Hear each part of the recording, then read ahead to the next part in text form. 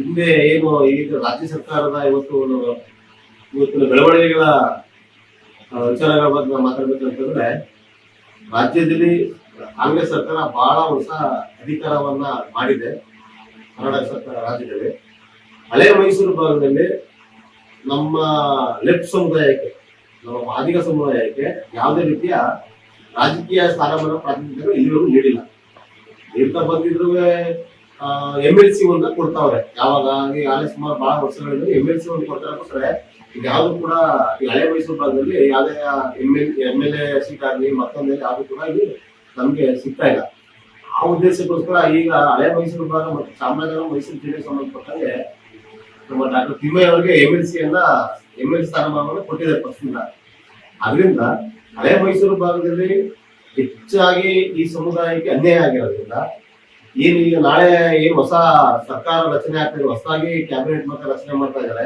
ಈ ಕ್ಯಾಬಿನೆಟ್ ಅಲ್ಲಿ doctor D ತಿಮ್ಮಯ್ಯನವರು Mysuru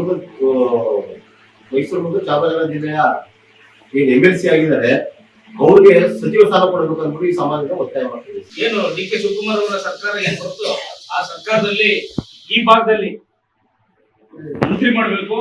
ಮತ್ತೆ ನಮ್ಗೆ ಏನು MLA ಚುನಾವಣೆಗಳು ಬಂದಾಗ ನಮ್ಗೆ ಸರಿಯಾದ ಸ್ಥಾನಮಾನಗಳನ್ನ ಕೊಡೋದಿಲ್ಲ.